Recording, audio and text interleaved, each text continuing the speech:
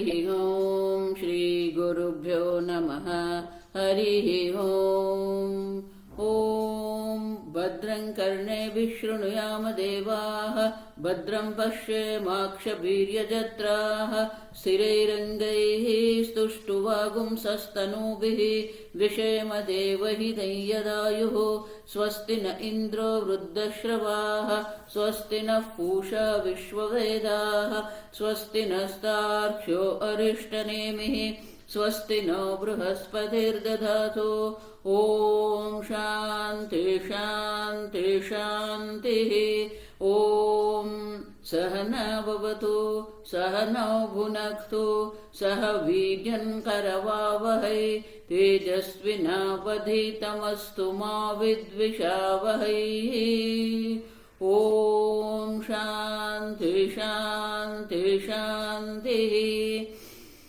सदाशिवसमारम्भां शङ्कराचार्यमध्यमाम् अस्मदाचार्यपर्यन्तां वन्दे गुरुपरम्पराम्। श्रुतिस्मृतिपुराणानाम् आलयं करुणालयं नमामि भगवत्पादं शङ्करं लोकशङ्करं शङ्करं शङ्कराचार्यं केशवं बादरायणं सूत्रभाष्यकृतौ वन्दे भगवन्तौ पुनः पुनः।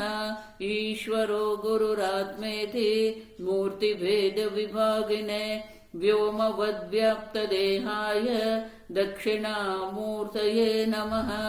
निधये सर्वविद्यानां विशदे भवरोगिणां गुरवे सर्वलोकानां दक्षिणामूर्तये नमः। ओम नमः प्रणवार्थाय शुद्धज्ञानैकमूर्तये निर्मलाय प्रशान्ताय दक्षिणामूर्तये नमः। ओम प्रज्ञानांशु प्रदानै स्थिरचरनिकर व्यापिभिर्व्याप्य लोकान् भुक्त्वा भोगान् स्थविष्ठान् पुनरपि दिशनोद्भासितान् कामजन्यान् पीत्वा सर्वान् विशेषान् स्वपिति मधुरपुं मायया भोजयन्नः। माया संख्यातुरीयं परममृतमजं ब्रह्म यत्तन्नतोऽस्मि।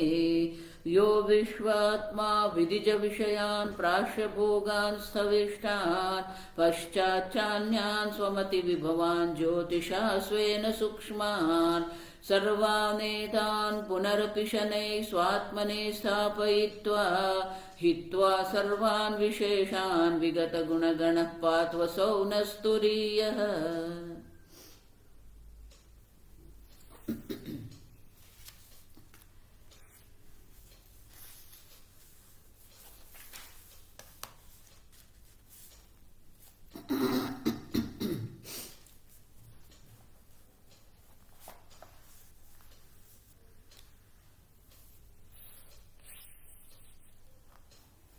कारिका नंबर 42। उपायेन निगृह्णीयात् विक्षिप्तं कामभोगयोः सुप्रसन्नं लये चैव यथा कामो लयस्तथा।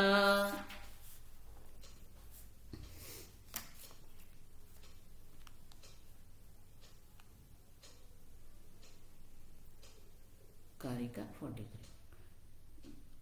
दुःखं सर्वमनुस्मृत्य कामभोगान् निवर्तयेत् अजं सर्वमनुस्मृत्य जातं नैव तु पश्यति।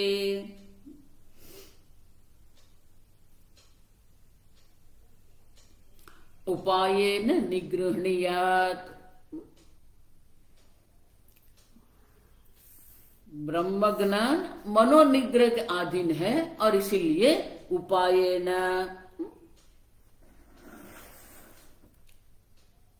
आपका संपूर्ण जीवन मन पर केंद्रित है। मात्र ब्रह्म ज्ञान नहीं, आप समझना, आपका मन कैसा है, आपके संस्कार कैसे हैं, आपके राग द्वेष कैसे है, आपकी अभिव्यक्ति कैसे है, ये सब जो है वो मन पर निर्धारित है। आप समझो, आपके मन पर ही सब है। आपका मन शांत है तो सब शांत है। अब हनुमान जी को अशोका वाटिका में पुष्पलाल दिख गए। माता सीता ने कहा नहीं, वो श्वेत रंग के थे। अब देखो, हनुमान जी के मन में इतना क्रोध था कि वो पुष्प भी उनको लाल दिखते थे। आप और आप जगत के बीच में मन है। आप कभी भी सीधे सीधे ये जगत का अनुभव नहीं कर रहे हैं। अब देखो,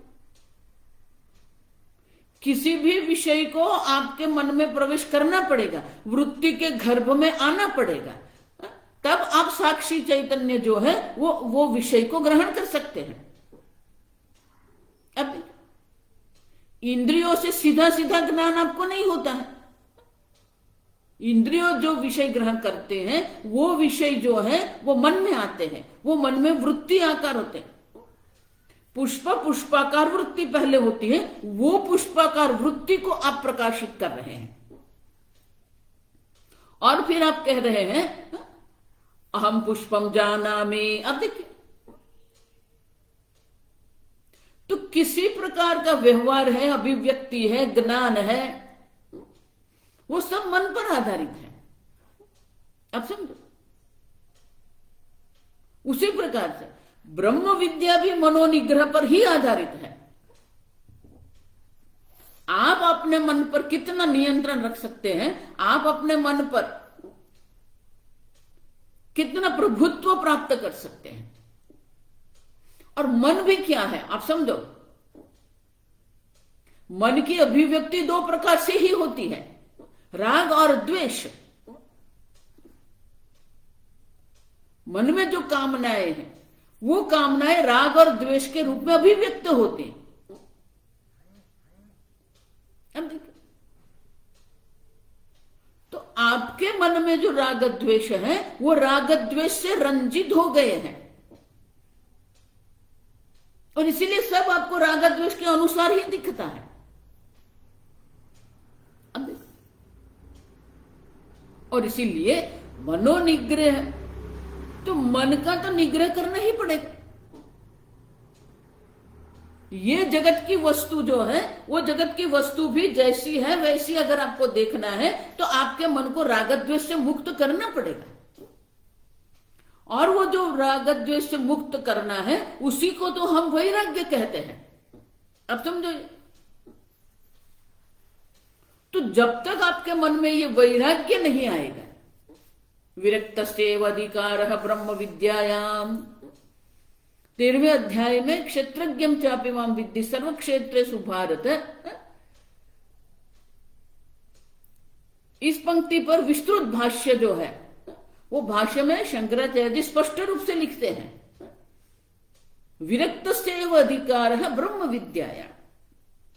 अब देखो,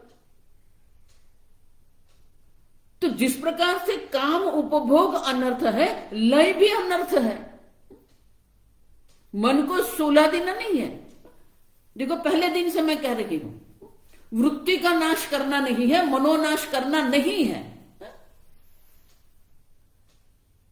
कभी भी मन का नाश करने की आवश्यकता नहीं। चित्त वृत्ति निरोध, वृत्ति को बंद कर दो, किसने कहा?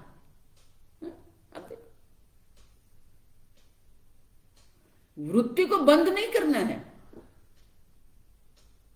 अब देखिए,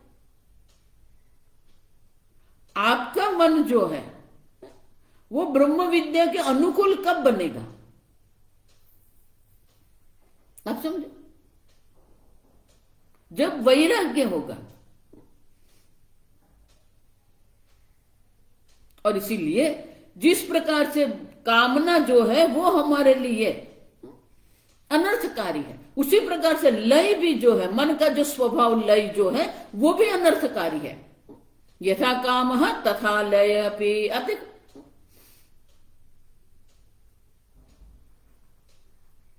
और इसीलिए ये जो मन जो है, आपका मन कैसा है, आपका सर्व व्यवहार मन पर आधारित है। आपके मन में भाव क्या है, आपके मन में किस प्रकार की शांति है, आपके मन में किस प्रकार के क्रोध है। स्वामी जी बहुत सुंदर कहते थे, अगर कोई क्रोध कर रहा है तो आप उनको क्रोध करवा नहीं रहे हैं, उनके मन में क्रोध है, वो अभिव्यक्त हो रहा है, अंदर क्रोध पड़ा हुआ ही है। आपके द्वारा अगर कोई वस्तु टूट गई तो वो निमित्त बनता है उनके मन में पड़े हुए क्रोध को अभिव्यक्त करने के लिए।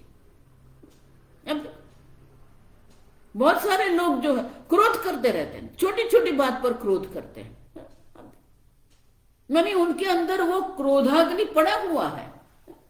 बाहर जो कुछ होता है वो तो निमित्त है, अब समझो,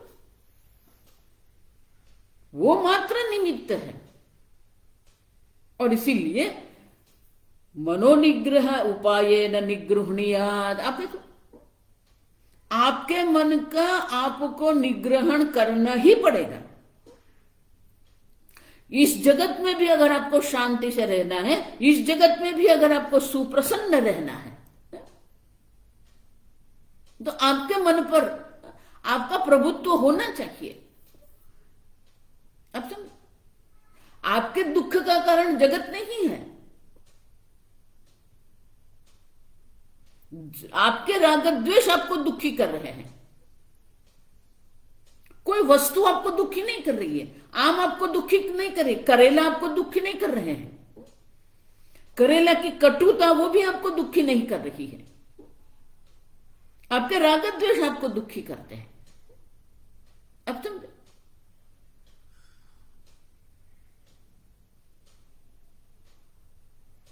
और इसीलिए ये मन पर तो निग्रह करना ही पड़ेगा।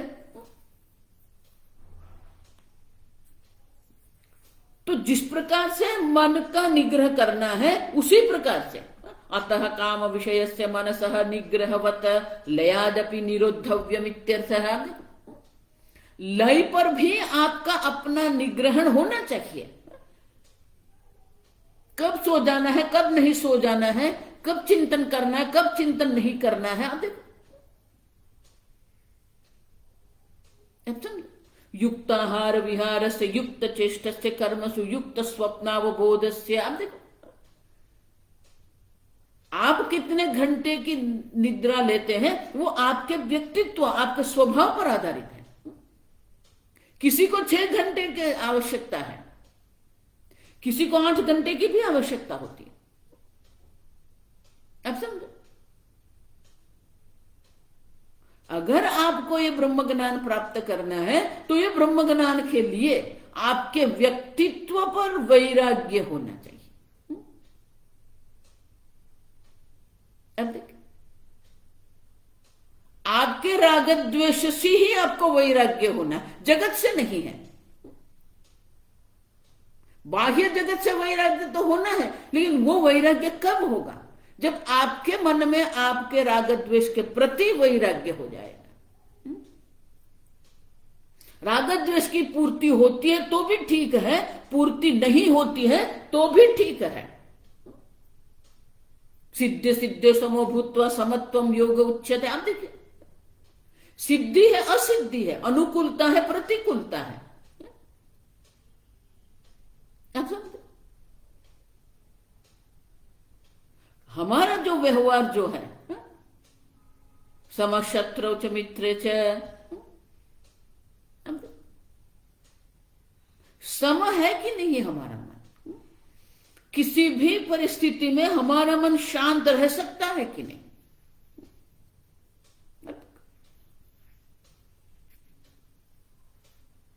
तो जिस प्रकार से कामनाओं के जो विषय जो है उससे हमारे मन का निग्रहण करना है, उसी प्रकार से लय पर भी हमारा प्रभुत्व होना चाहिए।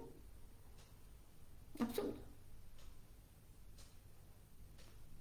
कब निद्रा लेनी है, कैसे निद्रा लेनी, सब आवश्यक है। तो बोले ठीक है, काम उपभोग पर हमारा नियंत्रण होना चाहिए, लय पर भी हमारा नियंत्रण होना चाहिए, लेकिन उनके लिए उपाय क्या है? आप तो बोल रहे उपाय न गृहणीयात्, आप देखो तो बोले उनका उपाय क्या है?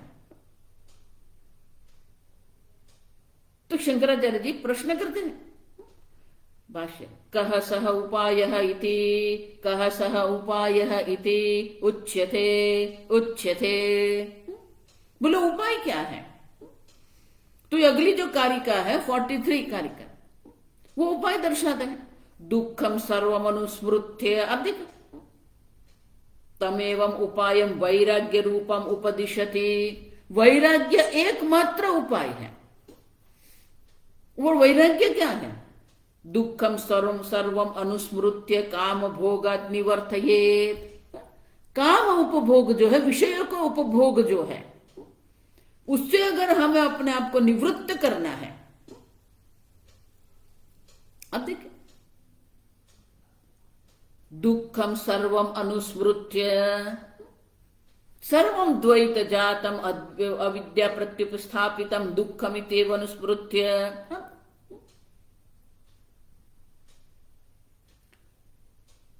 तो ये दुख का जितना हम करेंगे, जगत में सुख नाम की वस्तु नहीं है, ये निश्चय आपका होना चाहिए, तभी तो ये जगत से वैराग्य होगा। आपके जगत में सुख बुद्धि हो रही है, इसलिए आपका मन जो है वो विषय की ओर जा रहा है। अब समझ, कल हमने देखा अल्पे सुखम नास्ति, यदल्प्यम तन्मर्त्यम तद दुखम। अब समझ, तो ये अल्पता जो है, ये परिचिन्नता जो है, यही तो दुख है ना। अपने को देशतः कालतः वस्तुतः परिचिन्न बना के रख दिया, वो तो दुख का कारण है।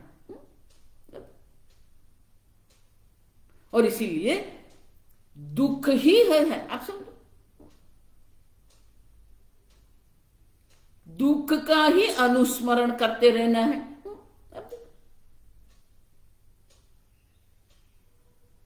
तो आगे हम देखेंगे कि ब्रह्म ज्ञान के लिए समाधि जिसको कहते हैं, आत्मा में आपकी स्थिति हो जाना जो है, उनके लिए उपाय तो दो ही है। अभ्यासेन तो कौन्तेय वैराग्येण च गृह्यते।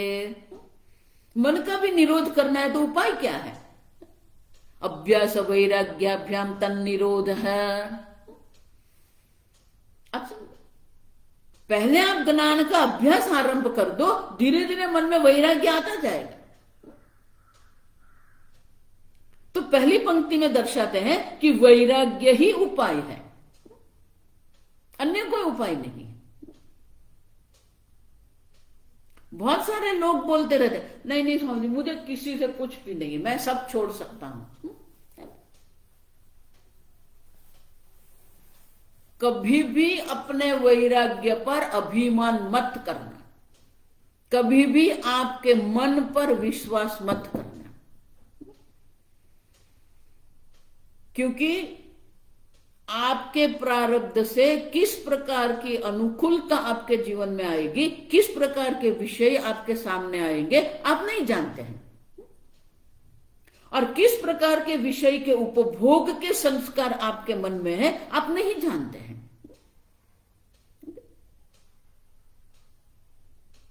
अब समझो, मन पर विश्वास मत करो। मन में अनेक प्रकार के संस्कार पड़े हुए हैं, अनेक प्रकार नहीं, सर्व प्रकार के संस्कार आपके मन में हैं। अनादिकाल से अनेक प्रकार के योनियों में हम घूम के आए हैं, तो सब प्रकार के संस्कार हमारे मन में पड़े हुए ही है। जो आवश्यक है बाकी अनुकूलता, भले ही हमें मैदान इतना भी सूखा लग रहा है, धूल उड़ रही है, एक वर्षा होती है, पूरा मैदान जो है, अब देखिए हरा भरा हो जाता है। क्यों? वो घास की जो ग्रंथि होती है, गांठ जो, वो सब नीचे पड़ी हुई है। उनको अब वो क्या कर रही है? वो बैठी रही है वहां पर। उनको एक वर्षा की आवश्यकता है, सब अंकुरित हो जाते हैं। अब देखिए, उसी प्रकार से हमारे मन में सब प्रकार के संस्कार पड़े हुए हैं। अब कभी नहीं कह सकते और किस प्रकार के संस्कार किस प्रकार की अनुकूलता से अंकुरित हो जाएंगे हम नहीं जानते हैं। अब समझो, इसीलिए 5वें अध्याय में भगवान स्पष्ट रूप से कहते हैं, शक्नोति यस्सोढुम काम, अब देखो, प्राक शरीर विमोक्षणात् काम क्रोधोद्भवम वेगम। अब देखिए, प्राक शरीर विमोक्षणात्, ये शरीर का मोक्ष माने कि ये शरीर का पतन होने तक। अब देखिए, अच्छा, शास्त्र में नियम है, प्रसक्तस्य प्रतिषेधः। प्रसक्त माने जिसकी संभावना है उनका ही निषेध हम कर सकते हैं। किसी को हम ये नहीं कह सकते अग्निम न पिबेत, ये विधान की आवश्यकता नहीं, अग्नि मत पीना नहीं, क्योंकि उनकी संभावना ही नहीं है।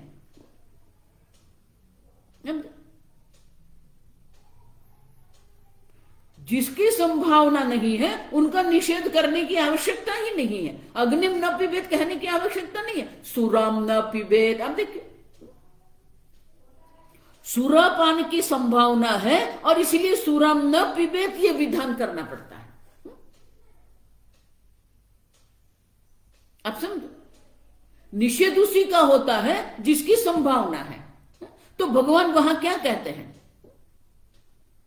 शक्नोति यह सोढ़ुम काम क्रोधोद्भवद वेगम। अब क्राम, काम और क्रोध से उत्पन्न हुआ जो वेग है उनको सहन करने का जो सामर्थ्य रखता है, शक्नोति। कब तक? प्राक शरीर विमोक्षणात्। ये शरीर छूट जाने तक जो ये काम और क्रोध से उत्पन्न हुए वेग को सहन करने को समर्थ है।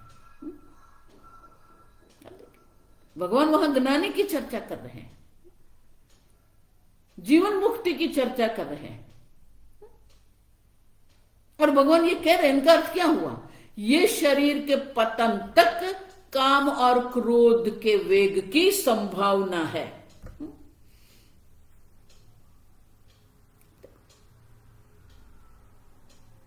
अब समझो, वो संभावना है, इसलिए भगवान कह रहे हैं कि ये शरीर छूट जाने तक प्राक शरीर विमोक्षण,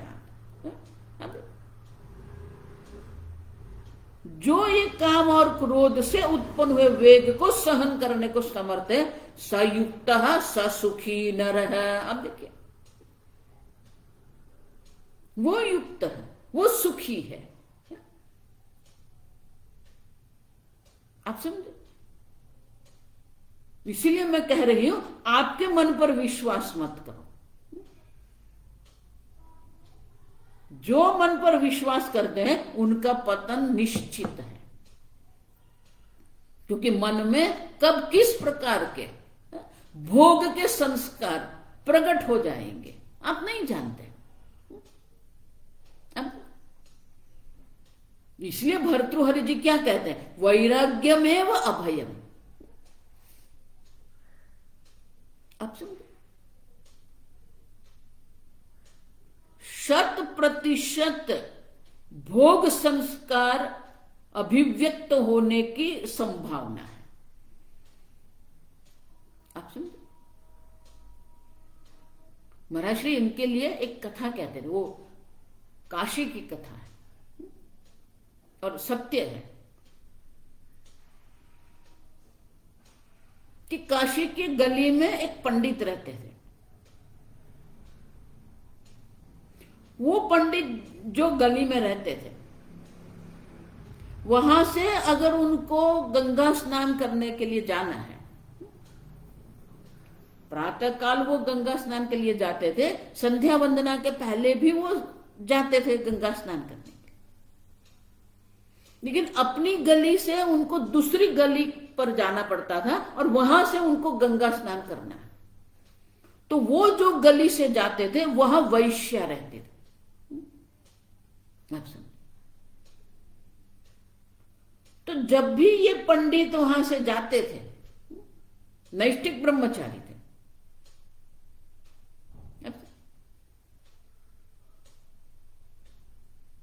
तो वो वैश्या जानती थी, और ये तेजस्वी युवान पंडित थे। आप समझ? तो ये वैश्या जो थी, अपने और आकर्षित करने के लिए वो पंडित को बोलती थी।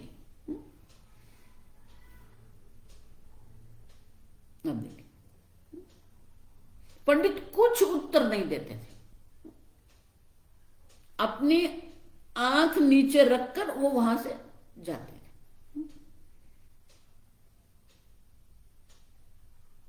तो वो वैश्या जो थी, तो वो एक ही प्रश्न पूछते थे, छूट गया या पकड़ा है? अब देखो, छूट गया या पकड़ के रखा है? अब देखो, कोई उत्तर नहीं देते थे।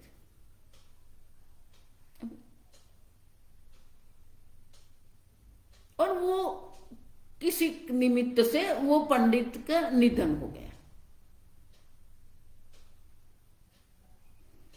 अब वहां से ही वो उनके शव को ले जाते थे। अब वे वैश्य को समाचार मिल गए कि पंडित का निधन हो गया है और उनको ले जा रहे हैं। तो जब वहां से वो लोग जा रहे थे, राम बोलो भाई राम, तो बाहर आए।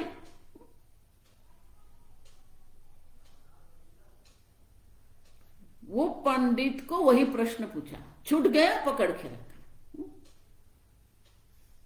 एक क्षण के लिए वो पंडित शरीर में आए, छूट गया कहकर पुनः मर गए। क्यों? प्राक शरीर विमोक्षणाद। आप समझो, ये शरीर नहीं छूटता है ना, तब तक काम और क्रोध की संभावना है। आप समझो, और इसीलिए अनुस्मृत्य, अनुस्मृत्य मानी पुनः पुनः ये स्मरण करते रहो। जन्म मृत्यु जरा व्याधि दुख दोषम अनुदर्शनम। अब देखो,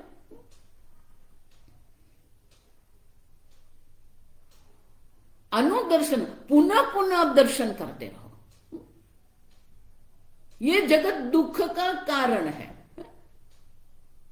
कल मैंने कहा ना, जन्म दुख जरा व्याधि जरा दुखम जाया दुखम पुनः पुनः। अब देखिए, ये जगत एक व्यवस्था है, आपके जीवन के लिए ये एक व्यवस्था है।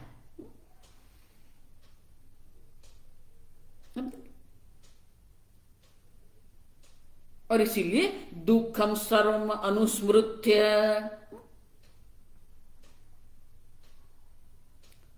अनुस्मृत्य, कोई सुख नाम की वस्तु ये जगत में है ही नहीं। दुख ही दुख है। जब तक यह स्मरण रहेगा, वैराग्य रहेगा।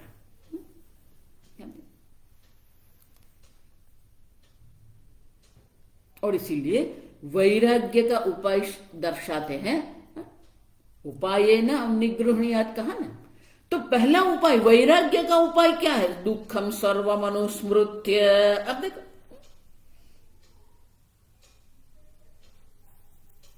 काम भोगा निवर्तयेत। कामान माने क्या है? उपभोग के जो विषय है, चिंत्यमान अवस्थायाम, चिंतन भी नहीं करना। आप देखो, भोग माने कि बाह्य विषय ग्रहण कर रहे, भुज्यमान अवस्था। काम मानी चिंत्यमान अवस्था है, आपके मन में जो पड़े हुए हैं। भोग मानी वो काम की जो अभिव्यक्ति है, भुज्यमान जो अवस्था है।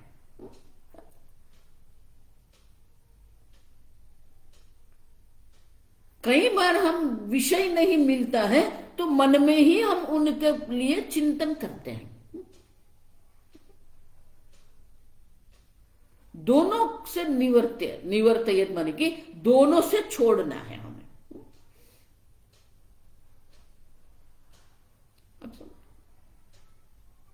उतना ही नहीं, अजम सर्वम अनुस्मृत्य जातम नैव तु पश्यति।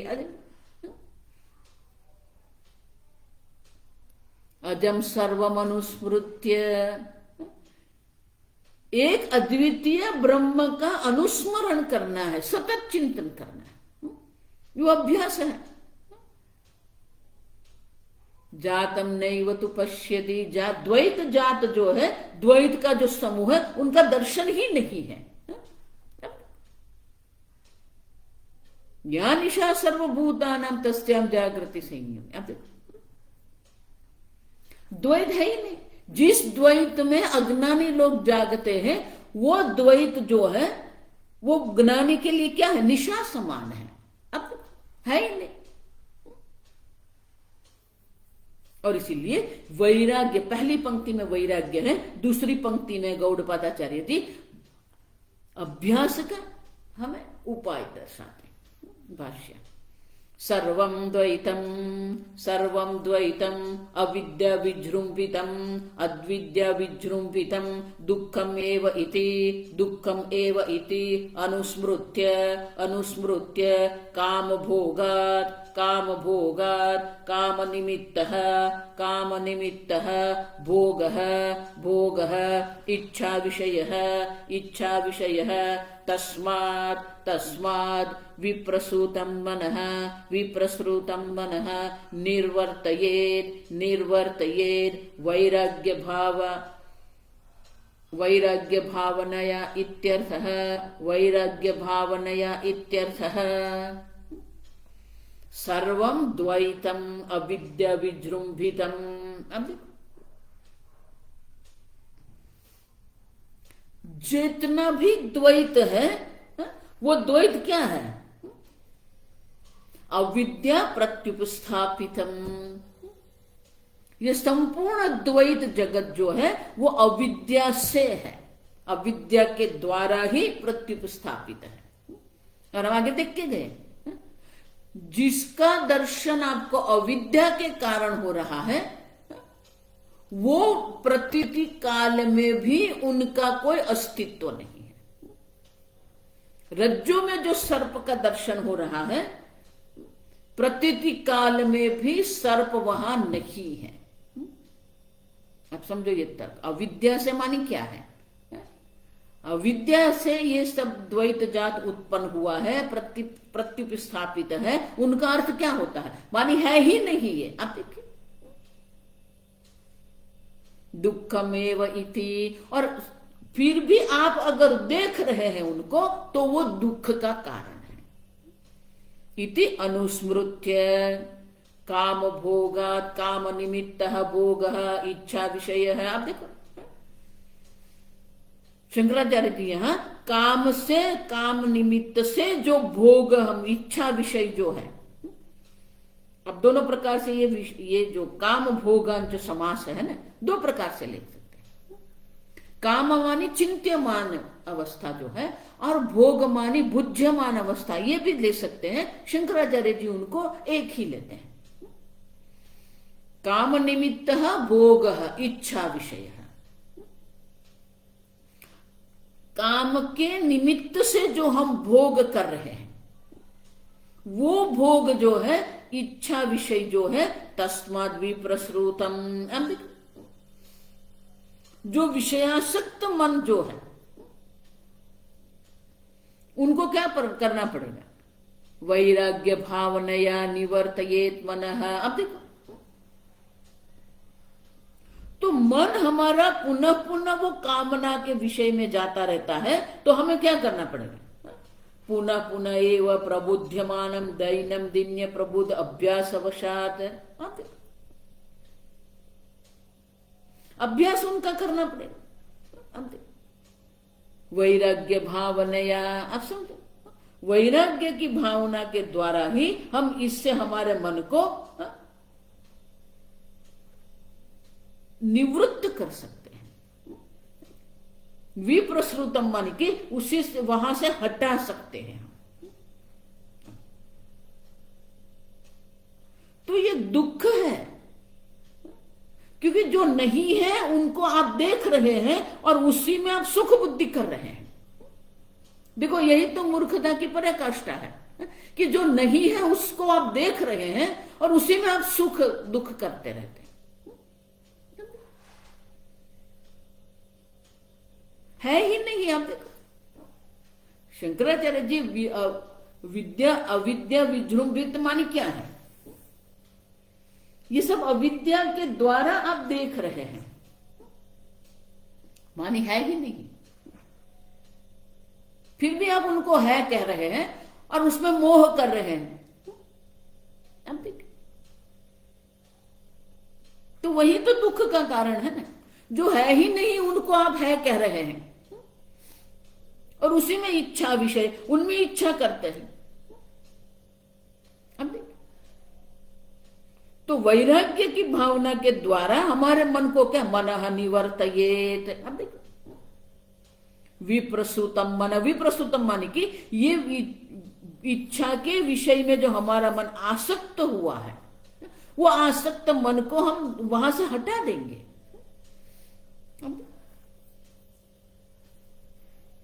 वहां से हटाना ही पड़ेगा हमारे मन को। विषय चिंतन जो है वही हमारे दुख का कारण है।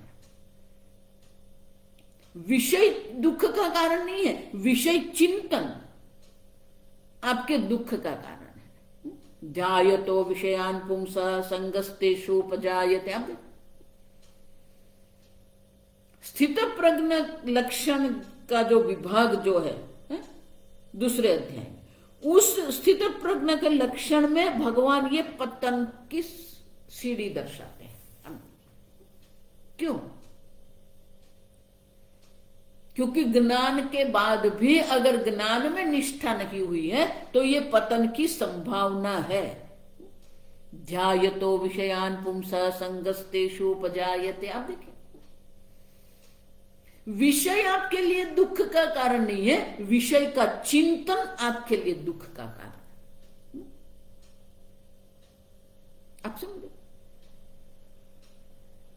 आसक्ति होगी ही, जिसका आप चिंतन करते रहेंगे उनके प्रति आपके मन में आसक्ति रहेगी।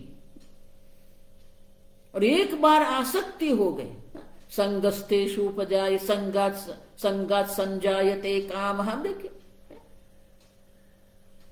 वो आसक्ति से ही काम उत्पन्न होता है। अब जब वो काम जो है प्रतिबंधित होता है तो कामात क्रोधो विजायते।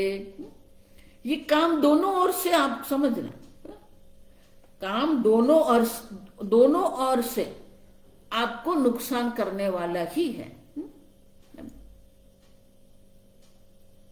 ये कटार होती है, वो दोनों ओर से उनको जो होती, तलवार जो होती है उसकी एक और ही तीक्ष्ण धार होती है।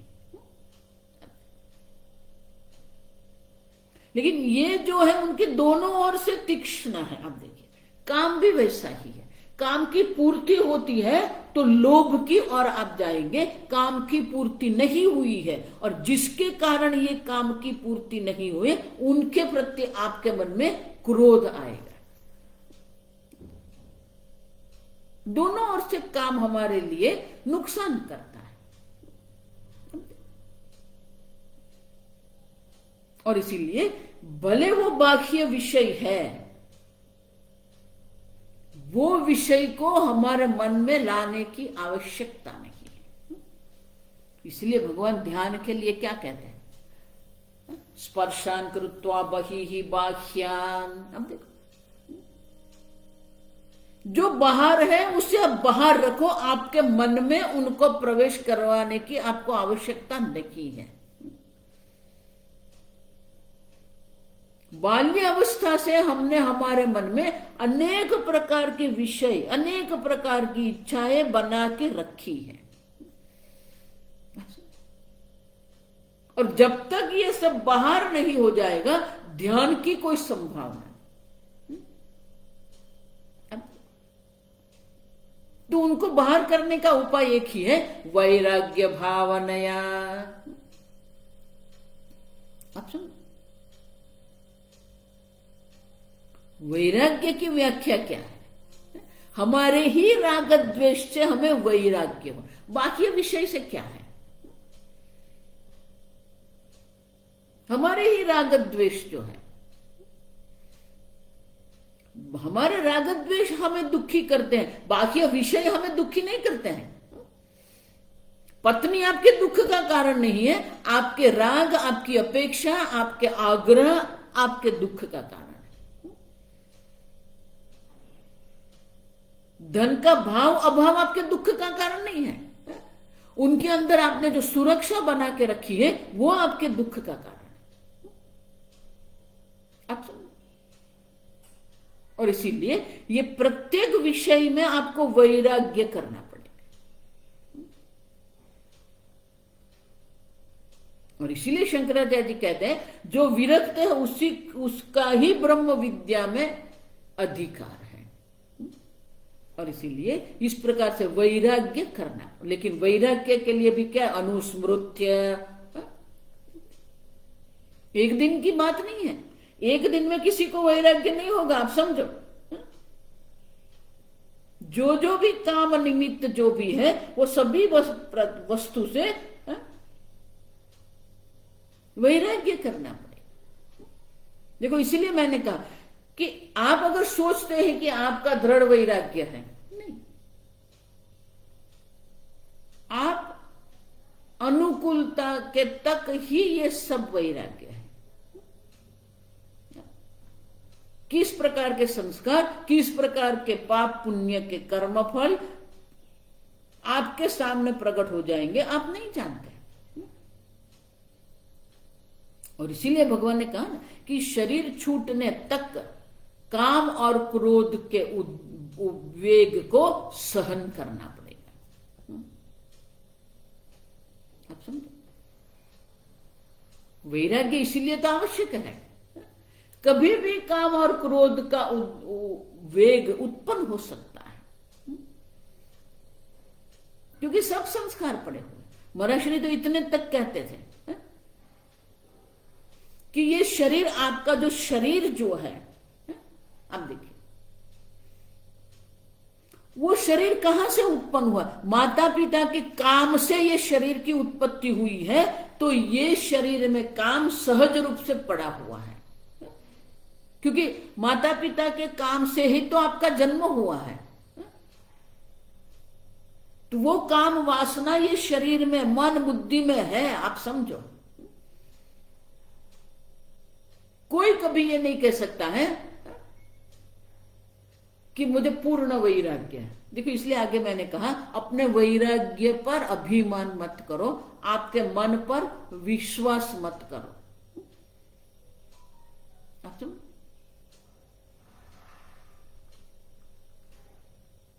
गीता में तो भगवान कहते हैं इंद्रिय पर भी विश्वास मत करो। क्यों?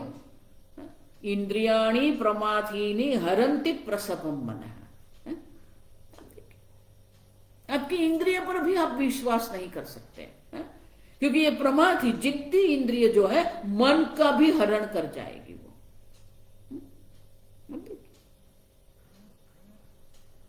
वैराग्यमेव अभयम। और इसीलिए वैराग्य की भावना सतत कर, अनुस्मृत्य मानी पुनः पुनः ये करनी पड़ेगी। अब देखिए,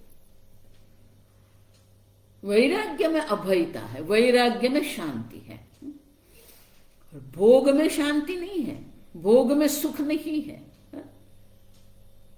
क्यों? क्योंकि संपूर्ण जगत जो है, भोगे रोग भयम, कुले च्युति भयम, वित्ते नृपालाद भयम। ये जगत की एक भी ऐसी कोई वस्तु नहीं है जिसके साथ भय नहीं जुड़ा हुआ है। बले रिपु भयम, शास्त्रेवाद भयम, देहे कृतांताद भयम। अब देखिए, देह है तो मृत्यु का भय है। आप कितना भी शास्त्र की जानकार है, अब कितना भी शास्त्र के बड़े पंडित हैं, आपसे अधिक जानने वाला कोई जगत में है जो आपके साथ वाद कर सकता है। वाद माने आपको चैलेंज करते हैं। अब देखिए, कितना भी बलवान आप है, कोई तो आपसे बलवान निकलेगा ही निकलेगा। और इसीलिए वैराग्य एकमात्र उपाय, ये जगत में अगर आपको शांति से रहना है, आनंद से रहना है, तो वैराग्य एकमात्र उपाय है। और इसलिए शंकराचार्य जी कहते हैं वैराग्य भावनया काम निमित्त भोग इच्छा विषय है। उसमें जो आसक्त मन है वो मन को आपको निवर्तयेत, वो आसक्ति से मन को छुड़ाना है। कहीं पर कोई आसक्ति मत करो। महाराष्ट्र के गुरुजी उडिया बाबा बहुत सुंदर कहते थे, हमारी बुद्धि गुण और दोष में भटकती रहती है। यही है, गुण दोष करती रहती है।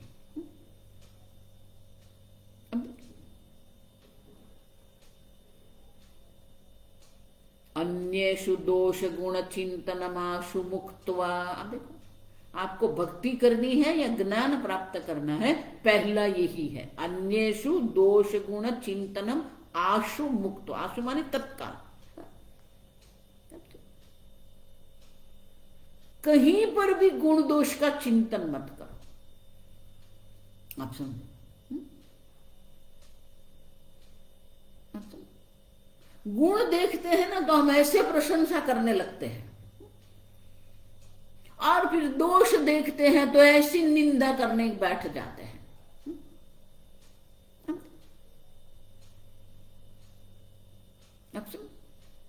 और इसलिए उडिया बाबा ऐसा कहते थे, सराहो मत निंदना पड़ेगा, निंदो मत।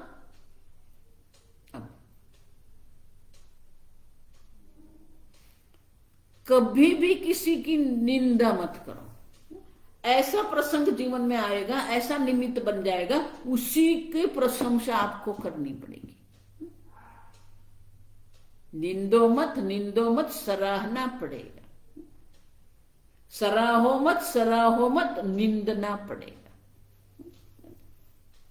बहुत सारी किसी की हम प्रशंसा करते हैं, अधिक प्रशंसा किसी की भी मत करो, क्योंकि ऐसा कोई निमित्त बन जाएगा कि उसी की निंदा आपको ही करनी पड़ेगी। तो गुण देखते हैं तो सराहना प्रशंसा का आरंभ हो जाता है, दोष देखते हैं तो निंदा का आरंभ कर देते हैं। तो हमारी बुद्धि गुण दोष में ही चलती रहती है। और इसलिए भागवत के पहला नियम क्या है? अन्येषु दोष गुण चिंतनमाशु मुक्त्वा। वैराग्य माने गुण दर्शन भी नहीं करना है, दोष दर्शन भी नहीं करना है। महाभारत में प्रश्न पूछा गया कि व्यक्ति के गुण दोष क्या है। अब देखिए, तो बोला गुण दोष देखना ही दोष है, और गुण दोष से ऊपर उठ जाना ही गुण है। समझ रहे हो कुछ?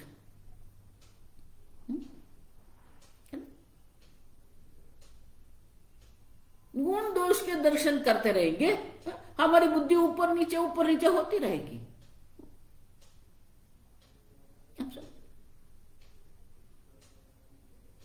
हटा दो अपने मन को, गुण दोष का कोई चिंतन करने की आवश्यकता नहीं है।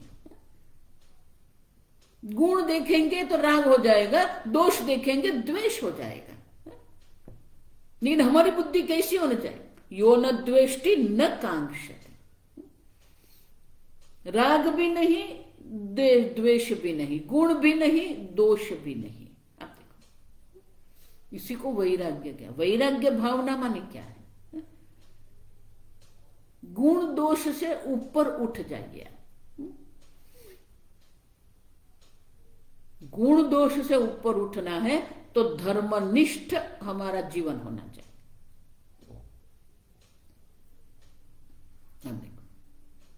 जब तक आप धर्मनिष्ठ, स्वधर्मे निधनम श्रेय, आप देखो,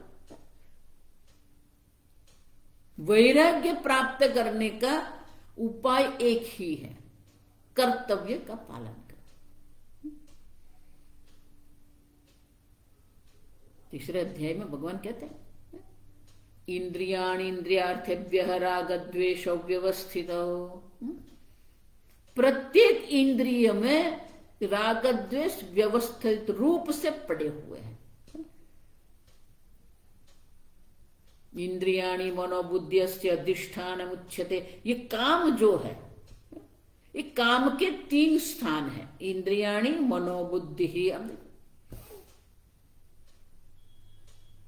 तयोः वशम न आगच्छेत तौ ही अस्य परिपंथी न। उनके वश में आप मत आइए।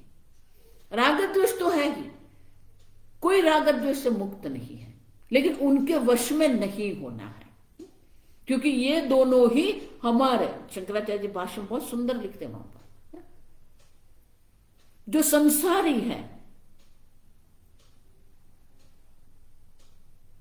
जो प्राकृत जन है, उनके लिए राग द्वेष जो है बहुत इच्छनीय है। देखो, लोग जो अहंकार करते हैं ना, उसी का तो अहंकार है। अभी कोई आया, मुझे तो डोमिनो पिज्जा ही बहुत अच्छे लगते हैं, ये बाकी सब ठीक। अपने राग पर अभिमान होता है, अपने द्वेष पर अभिमान, ये मैं कभी लेती ही नहीं।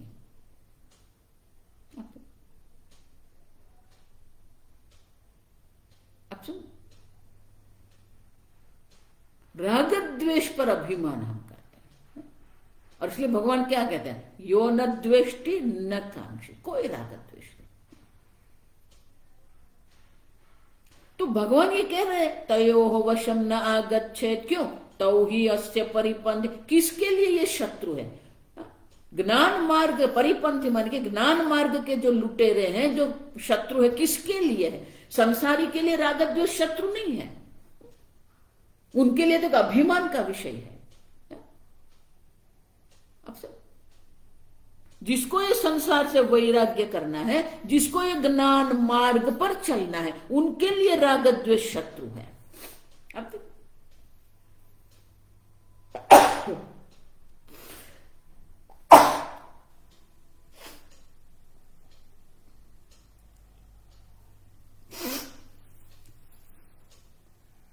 तो ही अश्व परिपंथी नो, माने किसके लिए परिपंथी है?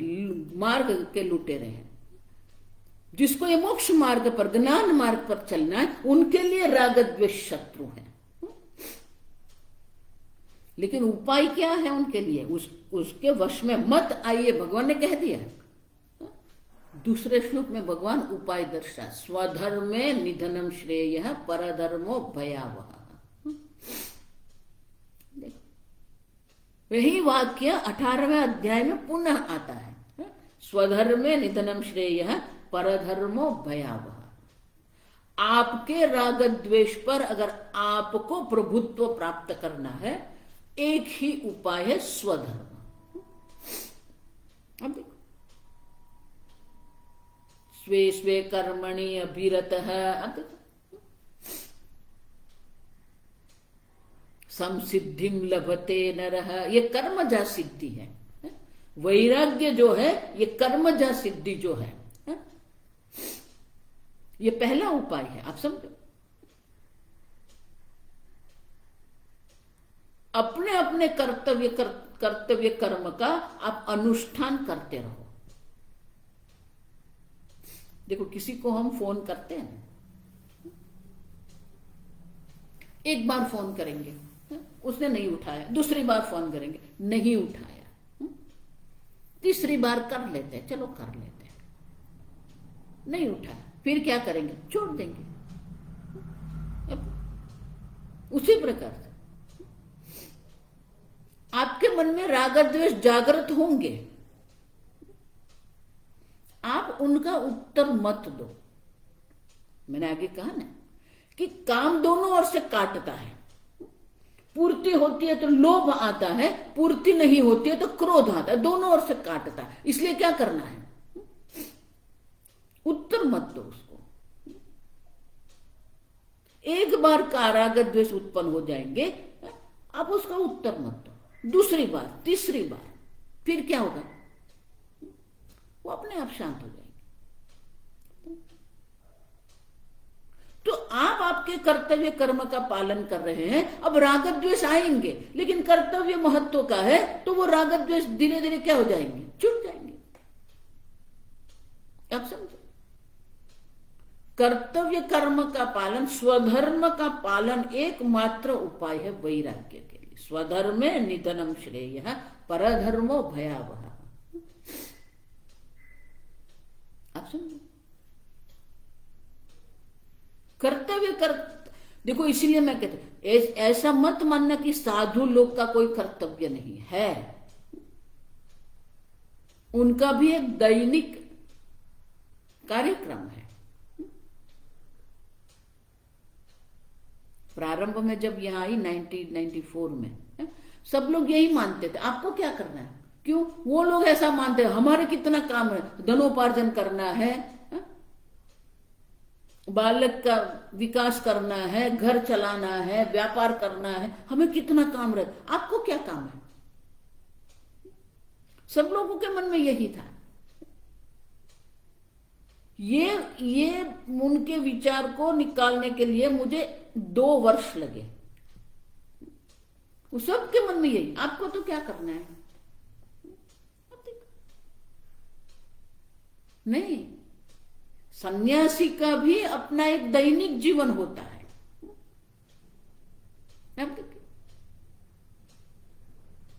उनके भी एक नियम है, उनके भी स्वधर्म है। भीष्म पर्व देखिए आप महाभारत में, ब्रह्मचारी का कर्तव्य क्या है, गृहस्थ का कर्तव्य क्या है,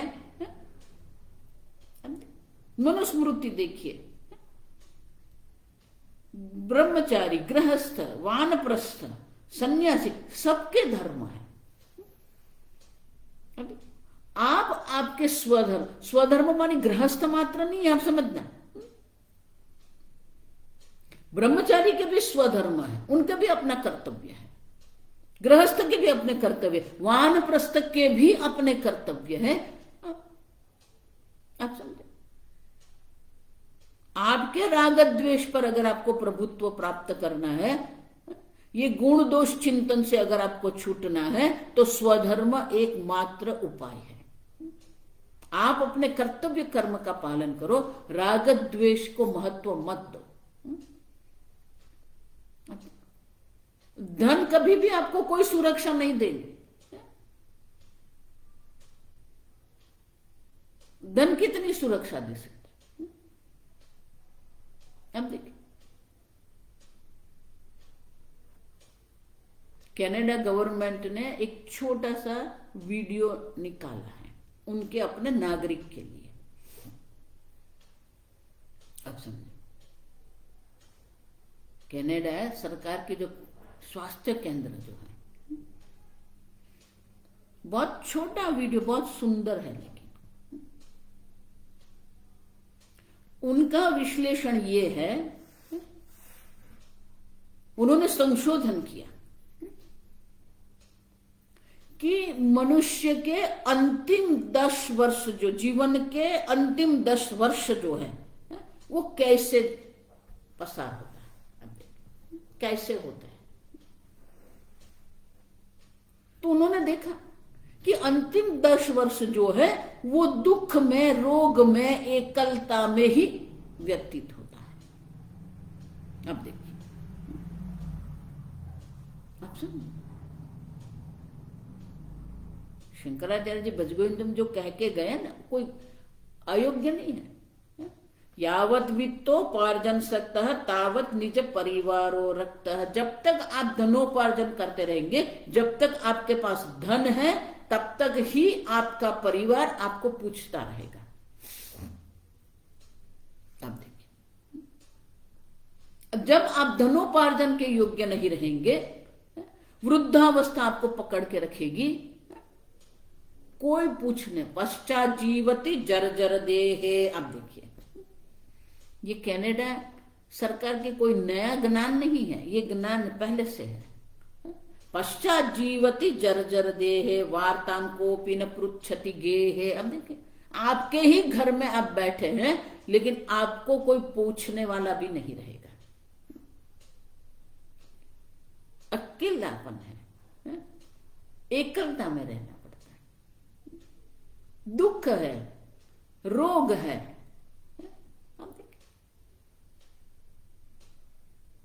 तो स्वास्थ्य केंद्र वाले ने ये इसलिए ये बनाया कि सबको जागृत करना है कि आप इस प्रकार का जीवन जिए जिसके कारण अंतिम 10 वर्ष में आपको दुखी न होना पड़े।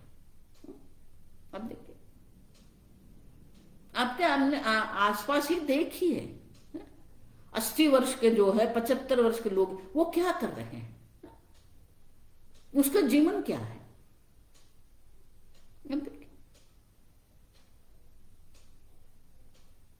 आप समझो, दुख ही है ये जगत में।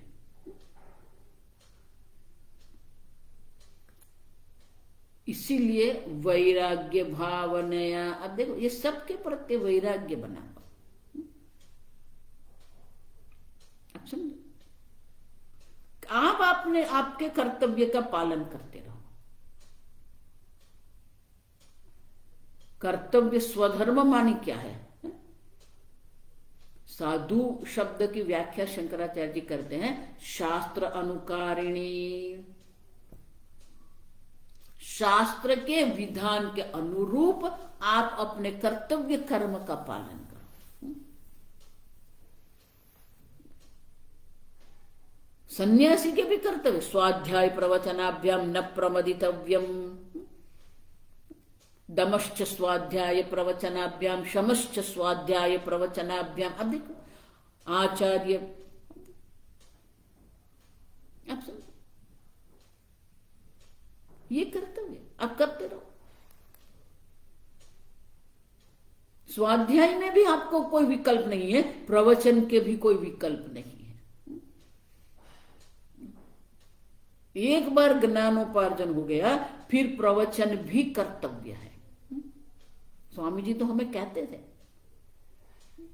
कि जिस दिन मैं प्रवचन करता हूं, जिस दिन ये उपदेश करता हूं, उस दिन मुझे लगता है आई अर्न माई भिक्षा। अब देखो, ये वाक्य था उनका, आज मुझे भिक्षा लेने का हक है।